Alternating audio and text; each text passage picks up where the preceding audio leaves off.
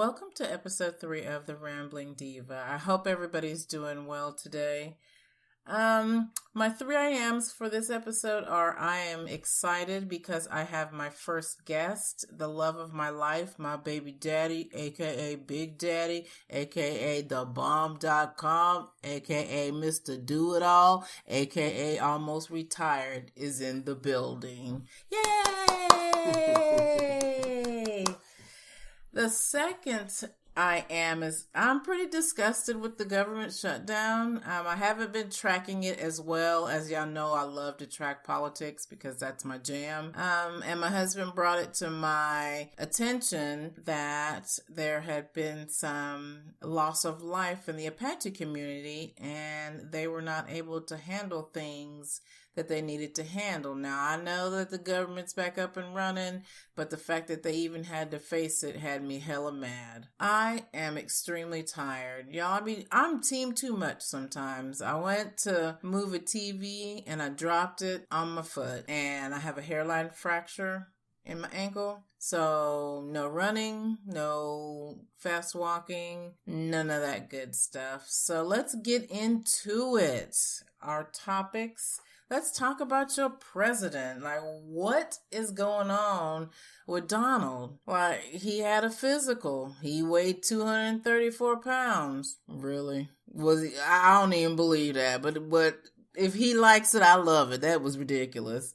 And the things that he's been saying as far as the Haitians, the Dominicans, the Africans, and FYI, Donald Trump, Africa is a continent, not a country. I'm gonna just throw that at you, a little lesson, a little geography.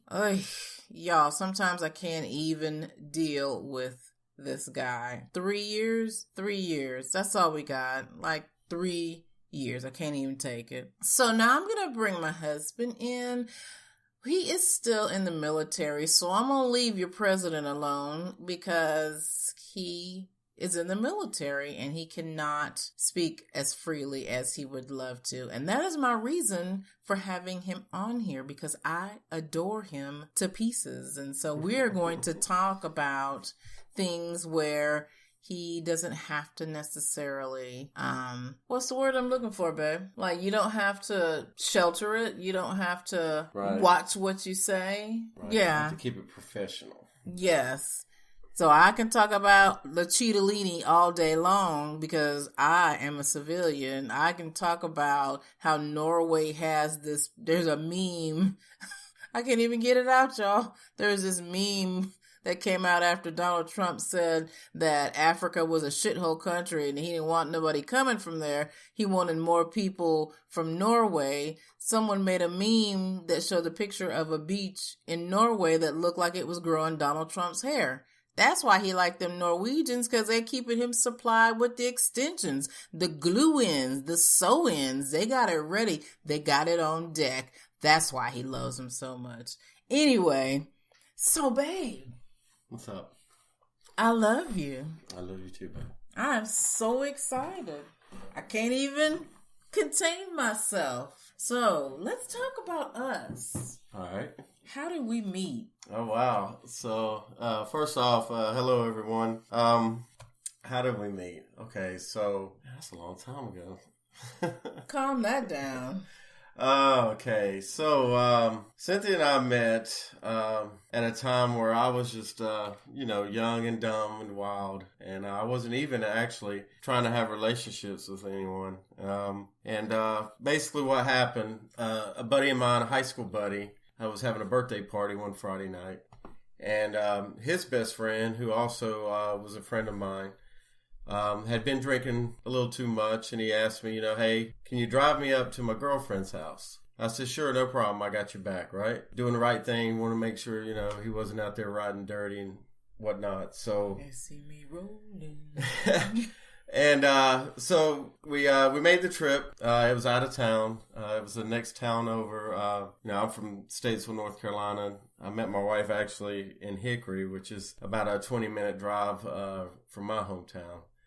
But basically what happened is that Friday evening we drove up there, and the girl he was actually dating at the time was Cynthia's sister. Sister!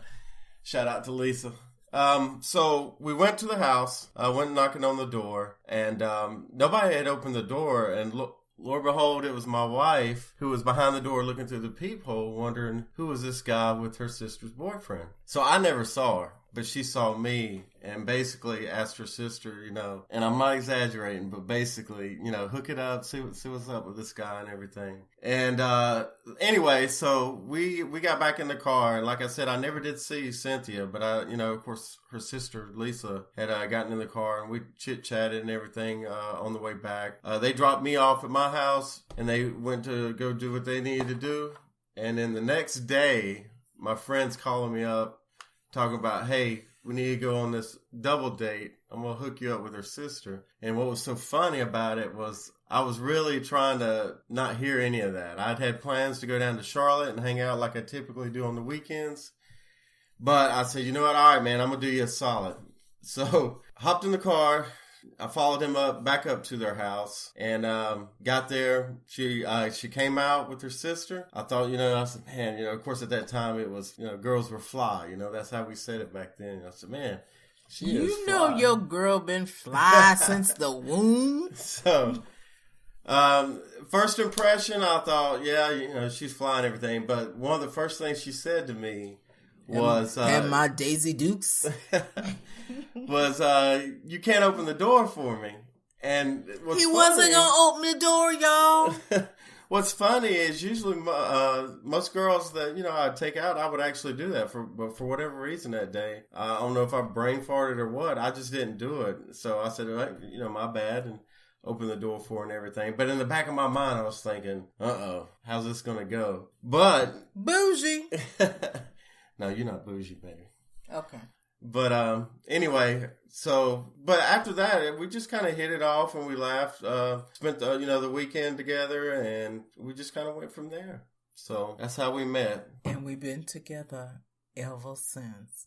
Okay, y'all. Now let me tell you my side, because there's 3 sides to every story. I don't think you have enough time on this podcast. You know what? You need to calm that down.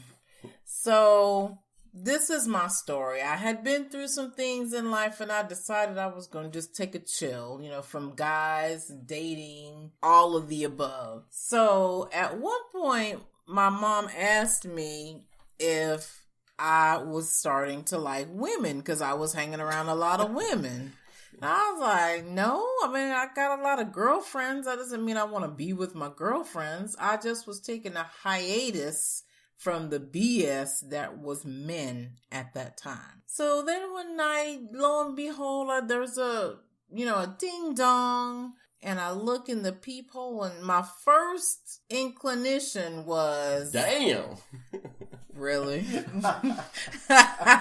Really? Is that how it goes down? No. Like, who is this? And so I went and got my sister, and she said that it was the guy that she was dating, and it was his friend. So I wasn't going to let no creepers in the house. So as she was getting ready, I went back and looked in the peephole, and the Sahara was dry. The desert was dry. And I looked at him through the peephole. I said, wait a minute.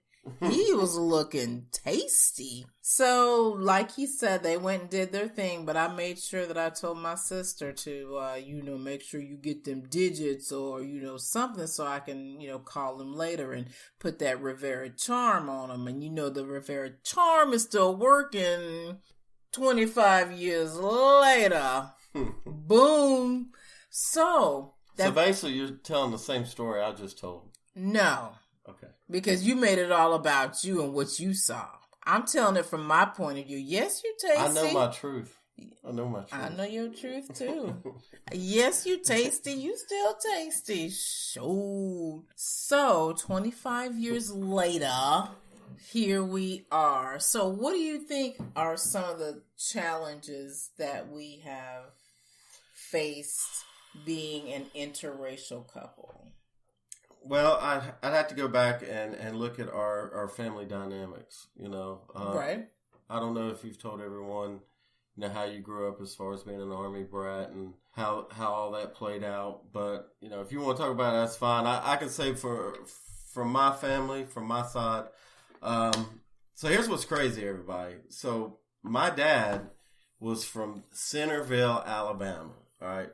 The man grew up in the 40s and the 50s. Racist. And joined the Navy late 50s, early 60s, right? So automatically you're going to be like, wow, that's like civil rights central right there. And yes, he was a prejudiced man. He was, I had to say, there was a little bit of really good in him. But growing up, I up close and personal, he would try to plant that seed in me about, hey, this is how minorities are. And I'm putting that broad stroke on him right now because he just didn't talk about black people. He talked about, everybody. And he was a product of his environment, and it's very disappointing. I look back on it now and think, wow, my dad was this way. I very easily could have went down that same road, but I didn't because I had a mother who blessed me with a kind and sweet heart and always told me, the heart wants what the heart wants. And the heart wanted all of this chocolate, y'all. So, yeah, and my dad's last days, I think he changed. He adored my wife. I mean, that's the thing. He would do anything for her. But, there was just that upbringing and over the years and years. And, unfortunately, he passed away in 94. But I just look back on that and I think, statistically, or if you look at the big picture here, I very well could have been that type of person, and, fortunately enough, I was able to figure it out on my own and not let that seed grow any strength. So that's how I look at it. What about you? I think for me, growing up a military brat, it exposed me to things that someone from Centerville, Alabama or Statesville, Alabama probably would never see in their lives. Like when I was growing up, my small group of friends, we were the Rainbow Coalition. Shout out to Jesse Jackson. Like I was the black chick. We had an Asian chick. We had a white girl. Shout out to Scarlett. We had a Indian. I can't remember her name. And then we had another from Africa, African. So I was never really, I never really had to deal with race until my stepfather retired to Hickory, North Carolina. And y'all, I found out how black I really was. It was an eye-opener. I had never been called a nigger before, ever in my life. And it was crazy. I think the saving grace for me was the friends that I made. And I won't say their names because I don't have their permission, but there were two, and we all played volleyball together that kept me from for a hot second, I couldn't even stand white people. I was like, why are white people like that? Why are they so hateful? Like I've said in previous podcasts, there's room for everybody at the table to eat. So why do you have to shove another race down in order for you to rise? So I was just, I was in a pretty dark place for a little bit. And then I graduated high school and joined the military. And when I got done with the military, I moved back to Hickory and met the love of my life, which had its own, once we started having children, had its own, what's the word I'm looking for, babe?